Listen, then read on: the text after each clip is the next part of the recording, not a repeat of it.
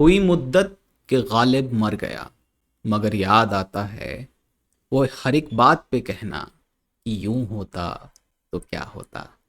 Hello and welcome back to being significant. मैं हूँ रोहित और आप सभी का इस 8th एपिसोड में स्वागत है। तो आज मैंने गालिब को दोबारा याद किया, तो गालिब जो है याद आता है और उसका वो कहना हर एक बात पे याद आता है कि यूं होता तो क्या होता।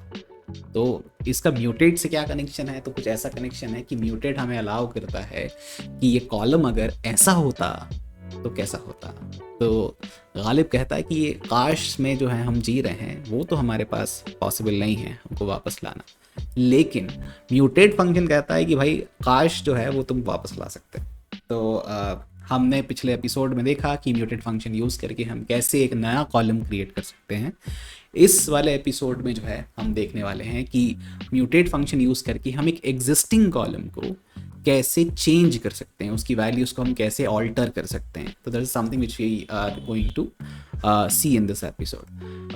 तो उससे पहले मैं आपको एक चीज़ दिखाना चाहता हूँ जो मैंने पिछले एपिसोड में आपसे कहा था कि which I promised कि whatever functions that we have used so far is something, उसका मैं लिस्ट तैयार करके आपको दिखाऊंगा एंड वो किस एपिसोड में है। So here you can see उनका यूजेज क्या है और वो किस एपिसोड में मैंने सबसे पहली बार कवर किए हैं, क्योंकि काफ़ी एपिसोड में मैंने बार बार यूज़ किया होगा उनको, बट किस एपिसोड में सबसे पहली बार मैंने उनको यूज़ किया था। तो that is something which I mentioned. So these are some functions. So I'm slowly going over them so that you can pause the video, and if you need to practice them again and just to understand कि वो कैसे काम करते हैं, so you can go back and you can look at these particular functions. तो आज के main content पे आते हैं कि म्यूटेट फंक्शन का यूज़ करके हम कैसे किसी एग्जिस्टिंग कॉलम को हम एडिट करते हैं। So for today I will be using these two prompts. इन दो प्रॉम्प्ट्स का मैं आज यूज़ करूँगा and let's go directly to our studio. Okay, so सबसे पहला काम, जो सबसे ज़रूरी काम, setting the working directory, then recalling the package deployer using the library function, and then finally reading the file जिसके ऊपर मुझे काम करना है। तो school profile is something which I'll be working with. So let's read first prompt. It is asking edit the column that depicts the area or region of school from 1 or 2 to urban or rural depending on the number field. तो हमें क्या करना है, एक particular column है जो area denote करता है स्कूल का, वो क्या रूरल रीजन में है या वो अर्बन रीजन में है। तो that particular column is something which you want to alter. अगर आपको याद होगा लास्ट एपिसोड में मैंने कवर किया था कि वो उसके कोड्स में दिया हुआ है, तो 1 is for something and 2 is for something. So सबसे पहले हम नेम्स करके ये पता लगाते हैं, नेम्स फंक्शन यूज़ करके, writing in the console part df_sch pro, और इसको मैं रन कर दूंगा।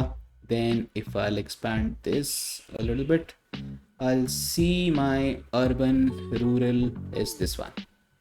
This is my that urban rural column.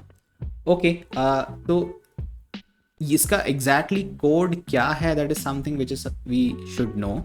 तो I'll go to my DSP schema और उसमें आप देख पाएंगे कि यहाँ पर 1 जो है वो रूरल के लिए यूज़ किया गया है और 2 जो है वो अर्बन के लिए यूज़ किया गया है। तो that is something which we need to take care of कि हम इसी तरह से उसको रिकॉर्ड करें। अगर 1 है तो उसको वर्ड्स में या स्ट्रिंग में या कैरेक्टर फॉर्म में हम रूरल लिख सकें और 2 जो है उसको अर्बन लिख सकें। ओके, तो सबसे पहले हम क्या करते हैं, हम अपने डेटा को अभी ओपन करके देखते हैं और at present we will see कि उसमें क्या है। 1 यहाँ पे आप देखेंगे, this is that column which we are talking about, और हमने अभी DSP स्कीमा में देखा अगर 1 है तो हमें रूरल डालना है और 2 है तो अर्बन डालना है। तो let's start.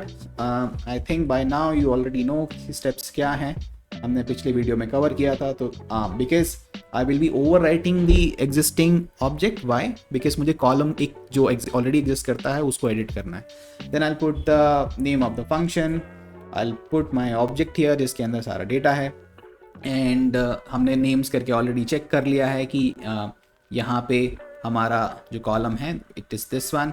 So I copy this from here and remember the last video में हमने क्या किया था, यहाँ पर एक नया नाम डाला था कॉलम का जिसको हम नया क्रिएट कर रहे हैं। But here the new name will not come. Why? क्योंकि हम एक एग्जिस्टिंग कॉलम को हम एडिट करने वाले हैं। Again we will use a single equal to, क्योंकि हम ये असाइनमेंट कर रहे हैं, we want to alter the values from 1 and 2 to urban, rural and urban.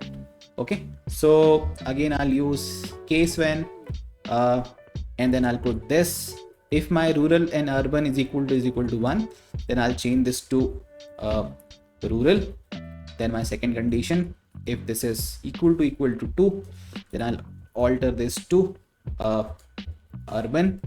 And even though in दोनों के अलावा I'm not expecting any third kind of area, but it is a good practice to always give default, ताकि in case अगर यहाँ पे कोई और missing value है या कोई और अदर नंबर इसके अंदर आता है, then it will we will know कि वो उसको हम अदर्स में डाल सकते हैं. So I will run this now and let's open the data again and see कि क्या हुआ. So this was our column.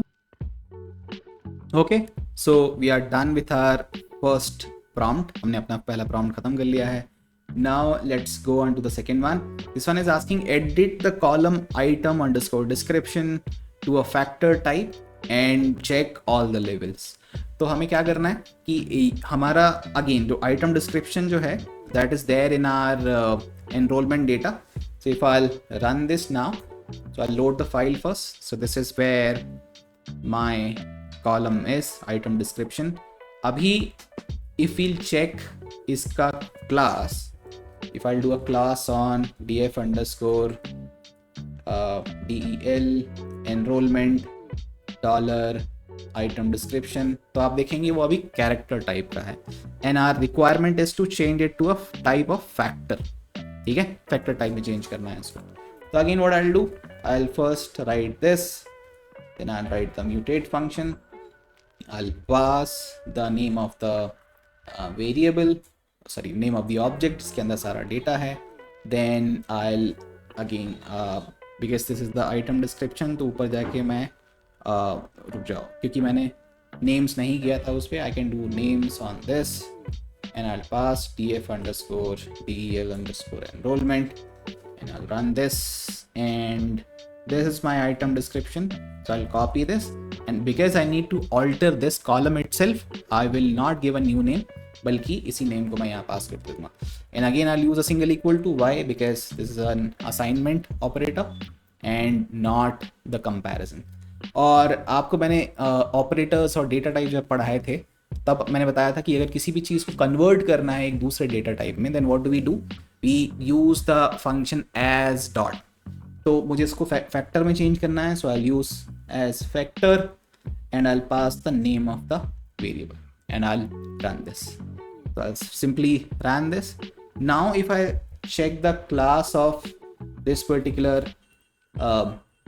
variable or column, you will see this is factor in nature. ठीक है, और अभी एक और रिक्वायरमेंट थी हमारी, इसकी हमें ऑल लेवल्स चेक करने हैं कि लेवल्स में क्या क्या क्या है. तो how will we do it? If I'll write levels and I'll pass the enrollment dollar item description and if I'll run this now, we will see इसके अंदर ये सारे levels हैं. इन values के अलावा कोई और value इसके अंदर exist नहीं करती है. So I hope ये आपको समझ आया होगा. This is what how we use mutate function to edit an existing column. Now it is time for practice for you. So I'll go to my PPT and let's move further. Okay, so हमें building status जो एक variable है उसको edit करना है. By the way this is there in our facility file, the national facility जो करके है, तो उसका आपको यूज़ करना पड़ेगा फैसिलिटी फाइल का. And you know how to download it, मैंने फर्स्ट वीडियो में आपको बताया हुआ है. So I will say like किसी एक पर्टिकुलर स्टेट का आप डाउनलोड करके ट्राई कर लें, क्योंकि नेशनल फाइल जो है वो काफ़ी बड़ी हो जाएगी. और आई डोंट नो कि आप कैसा सिस्टम यूज़ कर रहे हैं, आपका रैम कितना है, आपका CPU कैसा है. So I will recommend to use किसी भी एक पर्टिकुलर स्टेट का आप डाउनलोड कर लें just to understand this particular function. तो let's check the first one. अगर मैंने म्यूटेट किया परफेक्टली, मैंने अपना ऑब्जेक्ट का नाम पास किया इसमें जिसके अंदर मेरा डेटा है, बिल्डिंग स्टेटस, वेरिएबल का नाम भी सही है. I have used N if else and I've used 1 to private, 2 to rented and 3 to government. This seems correct or not? It is not correct, क्योंकि अगर आपको इफ एल्स याद है, इफ एल्स कैसे काम करता है, टेक्स इन अ कंडीशन जो इधर पे कंडीशन डिफाइंड ही नहीं है, और and then it takes the if it is true then do something and if it is false then do something. तो मान के चलिए ये फिलहाल के लिए इसमें और भी तरह के कोड्स हैं, but for now let's see हम इनको ही देख रहे हैं। तो लेकिन फिर भी यहाँ पे कंडीशन एग्जिस्ट नहीं करती कोई भी जो हमें चाहिए थी, इसलिए this will not work. Let's look at example 2। Again this seems fine यहाँ तक, बिल्डिंग स्टेटस तक, and we have used case when building status equal to 1, then we have put in a comma won't work because comma क्या denote करता है कि we are going to the second condition now। तो यहाँ पे हमें ऐसा एक टिल्ट ऑपरेटर यूज करना था, तब ये प्राइवेट लेता, एंड देन बाकी की कंडीशन भी हमने यहाँ पे नहीं दी हुई है, अगर 2 होता तो क्या होता, 3 होता तो क्या होता, and all that. So this will also not work. Coming to third one, again sample 1 हमने पास किया, building status this is all seeming fine. Building status अगर 1 है देन प्राइवेट, टिल्ट साइन बराबर से यूज़ किया है, देन कॉमा यूज़ करके हम सेकंड कंडीशन में गए, थर्ड कंडीशन में गए। This seems to be working fine. So this the third example is the only one which will work in this requirement, otherwise it won't. And these are your practice exercises. Again I'm telling you facility file के लिए किसी भी एक state का use कर लें, and this is something which I have copied from DSP schema. What you can do is you can directly, if this is not visible properly to you, you can download it from UDICE website, और उसका link मैंने अपनी video description में दे रखा है। And इसके answers मैंने भी दे रखे हैं, but I ask you to pause the video here, try it yourself, and then see these answers. So these are the answer. This is one way to do it. इसके बहुत सारे alterations हो सकते हैं जो आपको पता हैं, और it is starting from here and this is the second prompt. ये पूरा continuous एक ही स्क्रिप्ट में लिखा होगा। ओके, आई होप आपको अब एडिट करना भी आता है एक एग्जिस्टिंग कॉलम को, but with a note I will say like कि कभी भी आप जब भी एक डेटा के साथ काम कर रहे हैं, एग्जिस्टिंग कॉलम को एडिट ना करते हुए आप सेम कंडीशंस यूज़ करके आप एक नया कॉलम बना लें। It is a good practice, ताकि हम मेन डेटा को ऑल्टर ना करें, but it can be used as a by creating a new column and using that instead of the original one. So again, it's part of a good practice. So that's something which I'll recommend to you, but because this is something which exists, I had to tell it to you. Okay, I hope ये आपको समझ आया होगा. If you have any more questions, comment on the video and I'll try to answer them. All right, see you in the next video. Bye.